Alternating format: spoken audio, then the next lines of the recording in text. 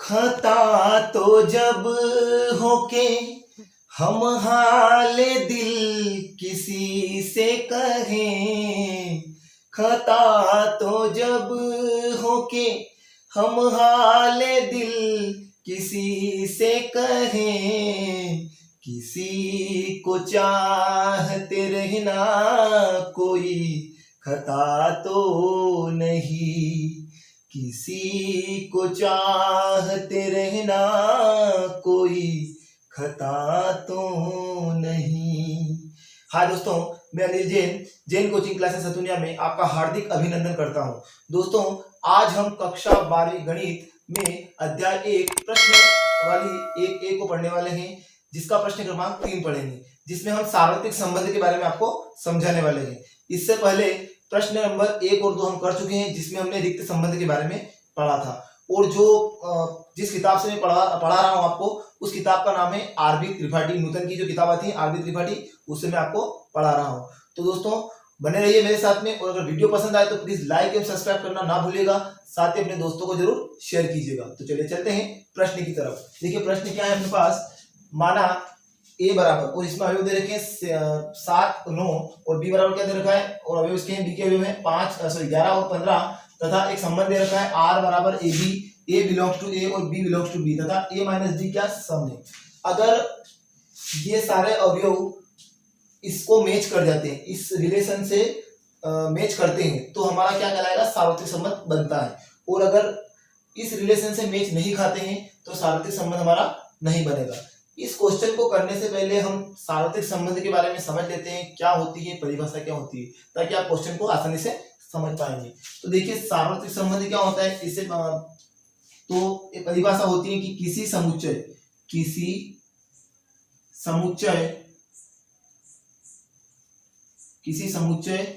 ए पर परिभाषित अवयव,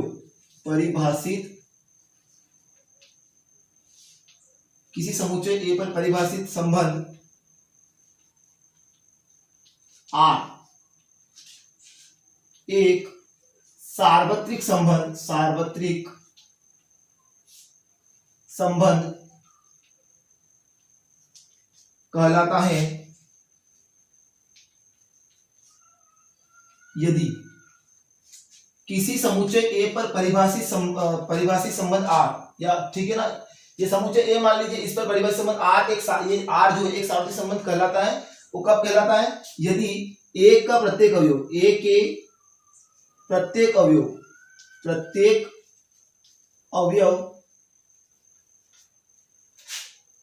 ए के सभी अवयवों से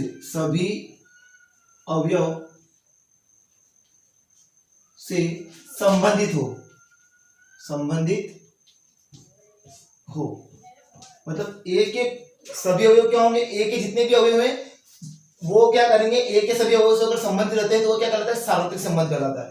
यानी कि देखो सिंबल समझाता हूं, जैसे कि मान लो यहाँ पर अपने को क्या दे रखा है, 2 अवयव दे रखे, ए दे रखा है और बी दे रखा है। तो इसके सारे इसके जो अवयव हैं ये क्या होना चाहिए, इससे संबंधित होने चाहिए। इसके सभी अवयव अगर इससे संबंधित हैं तो ये क्या कहलाएगा, एक सार्वत्रिक संबंध कहलाएगा। और अगर नहीं होते हैं संबंधित तो सार्वत्रिक संबंध नहीं कहलाएगा। सिंपल, जैसे कि अगर आपको बताया जाए कि मान लो देखो ये ए है, ये बी है, ये सी है, कोई 3 व्यक्ति हैं, ठीक है ना। अब मान लो ये क्या है, ये तीनों भाई हैं। मान लो ये क्या है, राम, ये श्याम,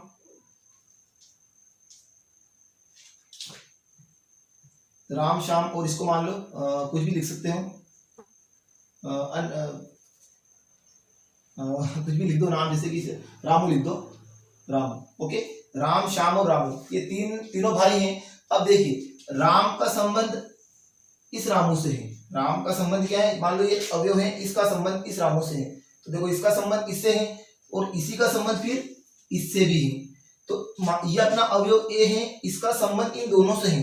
देखो इसका संबंध इससे भी है और इससे भी है। संबंध कैसे बन रहा है, क्योंकि ये क्या है, इसका भी भाई है और इसका भी भाई है। यानी कि ये ए का संबंध दोनों से हो रहा है। ए के जो भी अवयव दे रखे हैं, ए का संबंध दोनों अवयव जो भी अपने को दे रखा है, इन दोनों से हो रहा है। मतलब ये क्या कहलाएगा, एक सार्वत्रिक संबंध कहलाएगा। यानी कि समुच्चय ए का संबंध समुच्चय ए के सभी अवयवों से होना चाहिए, तो वो अपना क्या कहलाता है, एक सार्वत्रिक संबंध कहलाता है। बात समझ में आ रही मेरी। अब इसी बेस पर हम क्या करेंगे, इस क्वेश्चन को बनाएंगे। देखिएगा कैसे करते हैं, बहुत ही सिंपल है, मैं आपको समझा रहा हूं, ध्यान समझिएगा। ये इसकी परिभाषा हो चुकी है, परिभाषा आप किताब से नोट कर लीजिएगा, किताब में दे रखी है। देखिए प्रश्न तो क्या है, क्या दे रखा आपने को, देखो दिया है, बहुत ही प्यारा क्वेश्चन है, समझिएगा। दिया है a बराबर ब्रैकेट 7 9, और इसी प्रकार b का दे रखा है अपने को ब्रैकेट 11 और a 15, ये अपने को दे रखा है। और एक रिलेशन क्या दे रखा है, देखिएगा अपने को रिलेशन अपना है r बराबर ब्रैकेट ए बी,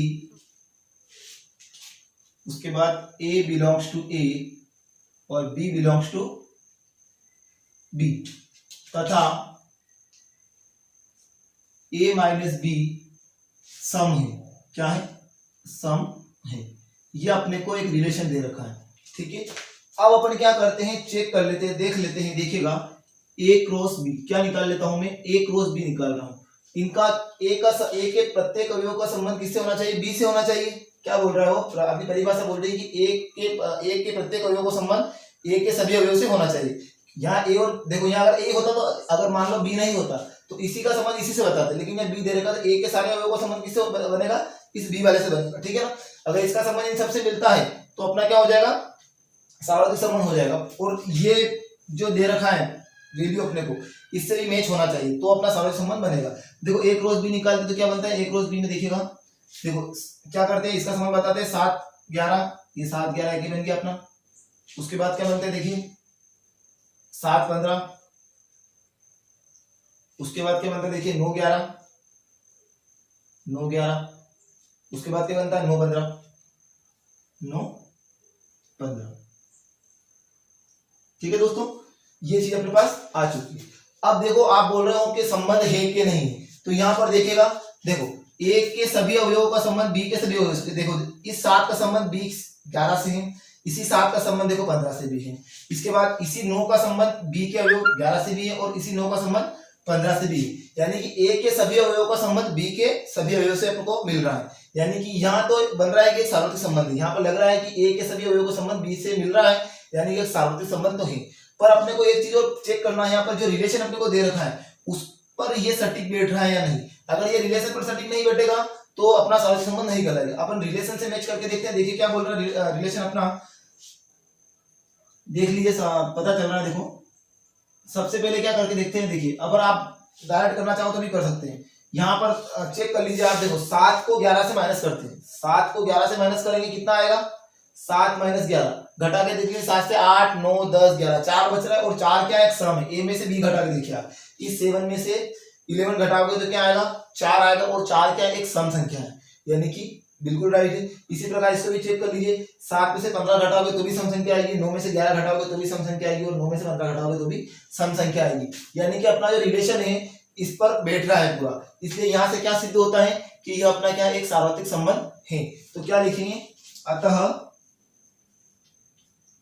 आर, ये जो आर दे रखा है, आर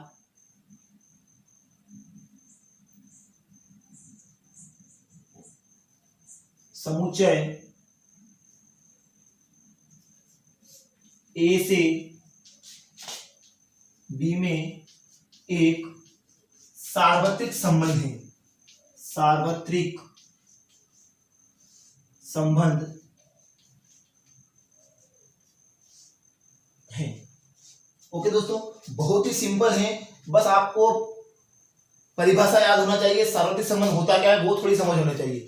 रिलेशन संबंध में जो इससे पहले जो हमने पढ़ा था रिलेशन में, रिक्त संबंध में, वो भी वेरी उसी प्रकार से किया था हमने, और यहाँ जो हमने सार्वत्रिक संबंध पढ़ा है वो भी सेम इसी प्रकार से किया है। तो सार्वत्रिक संबंध के बारे में जानकारी होनी चाहिए। सार्वत्रिक संबंध होता क्या, एक बार फिर समझा देता हूं आपको। यदि a के प्रत्येक अवयव a के सभी अवयवों से संबंधित होते हैं तो वहां क्या बनता है, सार्वत्रिक संबंध बनता है। देखो यहाँ पर आपको दो अवयव दे रखे, a और b दे रखे, इसलिए इस a के सभी अवयव किससे संबंधित है, b से संबंधित मैंने बता दिए। देखो यहाँ इस 7 का संबंध किससे है, 11 से भी है, इस 7 का संबंध 15 से भी है, और इस 7 का, इसके बाद 9 का संबंध किससे, देखो 11 से, और फिर 9 का संबंध किससे, 15 से, यानी कि इनका संबंध सबसे बन रहा है। तो यहाँ पर सार्वत्रिक संबंध बन रहा है। लेकिन अपने को यहाँ पर दे रखा है एक रिलेशन की, इस रिलेशन में के साथ साझा होना चाहिए, यानी बनना चाहिए। तो अपने वो भी चेक करा, 7 में से 11 घटाया तो क्या बना, एक सम संख्या निकली। फिर 7 में से 15 घटाया तो सम संख्या निकली। उसके बाद 9 में से 11 घटाया फिर सम संख्या आई, और 9 में से 15 घटाया फिर सम संख्या आई। यानी कि यहाँ से अपने को पता चल रहा है कि जो अपना जो पूछ रहा है प्रश्न को बिल्कुल सटीक बैठ रहा है और प्रश्न के हिसाब से बन रहा है। तो अपन क्या कर देंगे यहाँ पे, अतः समुच्चय ए से बी में एक सार्वत्रिक संबंध है। आप चाहो तो और बड़ा कर सकते हो क्वेश्चन को, जो दे रखा है उसके हिसाब से ए माइनस बी करके घटा घटा के देख सकते हो, और अगर आपको डायरेक्ट चेक कर देते हो तो भी हो सकता है, ठीक है ना। तो दोस्तों अगर वीडियो पसंद आया हो तो प्लीज लाइक एंड सब्सक्राइब करना ना भूलिएगा, साथ ही अपने दोस्तों को जरूर शेयर कीजिएगा। थैंक यू एंड धन्यवाद।